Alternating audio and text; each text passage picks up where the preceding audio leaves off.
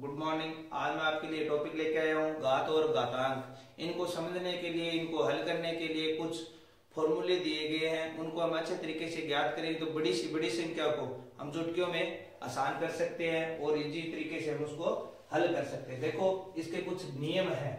Power of rule, जब हमें दो राशि एक जैसी दी गई और दोनों की घात क्या हो अलग अलग और दोनों क्या हो गुणा में, a की पावर m इंटू ए की पावर n, तो क्या होगा a एक बार आ जाएगा और m और n क्या जोड़ हो जाएगा। कहने का मतलब है जब दो संख्या एक जैसी और उनकी घात क्या हो अलग अलग तो एक संख्या में दोनों की घातों का जोड़ हो जाता है। जब आधार सेम है, घातें अलग अलग है और बट्टे में है तो दोनों क्या हो जाती है माइनस हो जाती है। इसी प्रकार यदि a की पावर m और पावर की पावर n तो दोनों का क्या हो जाएगा गुणा हो जाएगा। इसी प्रकार से नीचे हमें दे रखा है यदि किसी की पावर माइनस हो, यदि किसी की पावर माइनस 1 2 3 4 कुछ भी हो तो उसको क्या करेंगे बट्टे में लेके जाएंगे, एक के बट्टे में, तो जितनी भी पावर है वो सारी क्या हो जाएगी प्लस में हो जाएगी और उसको आसानी से हमें हल कर देंगे। अब किसी पावर का आपको क्या दे रखा है जीरो दे रखा है किसी की पावर। फॉर एग्जाम्पल जैसे 5 की पावर जीरो है तो उसका आंसर जीरो नहीं आएगा, उसका आंसर हमेशा क्या रहेगा एक रहेगा। आपको किसी की पावर यदि जीरो दी गई है तो आप बिना सोचे समझे उसका आंसर कितना कर सकते हो एक लिख सकते हो।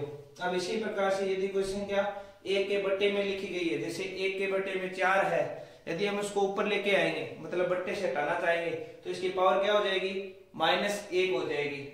ऐसे हमें दे रखा है यदि a की पावर m बराबर a की पावर n है, मतलब दो अलग अलग संख्याएं अलग अलग दी हो बराबर में और दोनों का घात अलग अलग और पद क्या हो समान हो, तब क्या हो जाता है पद हट जाता है और घातें क्या आ जाती है बराबर में आ जाती है। जैसे a की पावर m बराबर a की पावर n, तो यहां से a हट जाएगा और m बराबर क्या आ जाएगा n। फॉर एग्जाम्पल इसी ट्रिक पे आपको कुछ दो एग्जाम्पल है मैं जो आपको अच्छे तरीके से करके दिखाऊंगा।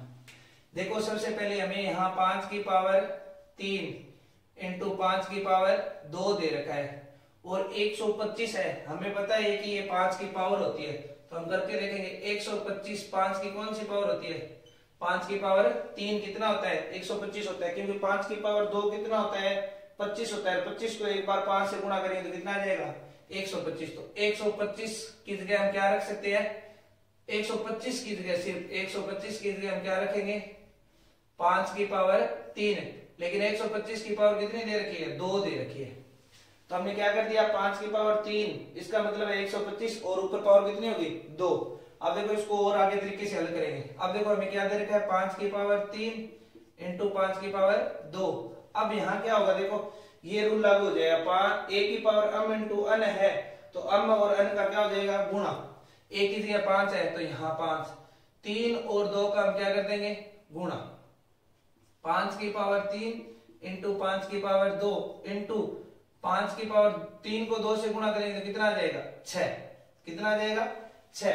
अब देखो जब आधार सेम और घातें क्या है अलग अलग है तो उसमें क्या हो जाता है आधार तो एक बार आ जाता है, कितनी बार हो अब आधार देखो कितनी बार दे रखा है 3 बार, 4 बार हो तो कोई दिक्कत नहीं है, 5 बार हो तो कोई दिक्कत नहीं है, 6 बार हो तो कोई दिक्कत नहीं है, लेकिन आधार सबका क्या होना चाहिए समान होना चाहिए। यदि घातें अलग अलग है तो घातें क्या हो जाएगी जुड़ जाएगी 3 2 और 6, तो 5 की पावर कितनी आ जाएगी 11।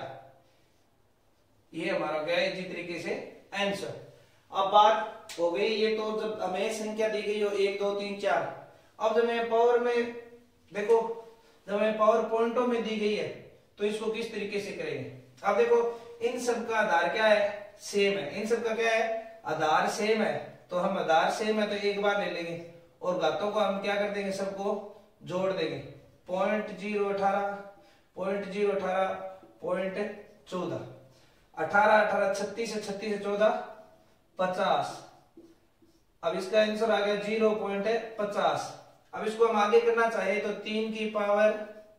324 की पावर 50 कितना होता है आधा, आधी पावर का मतलब क्या होता है अंडररूट 324 का अंडररूट। अब एक ऐसी संख्या देखो जिससे गुणा करने पर इतना आना चाहिए 324, तो वो संख्या होती है 18। 18 का 18 से गुणा करेंगे तो कितना आ जाएगा 324 आ जाएगा। तो इसका आंसर कितना आ गया 18। यदि मेरी वीडियो अच्छी लगी है तो वीडियो को लाइक करो, अपने दोस्तों के साथ इसको शेयर करो, बहुत ही अच्छे तरीके से आपको मैंने समझाया है।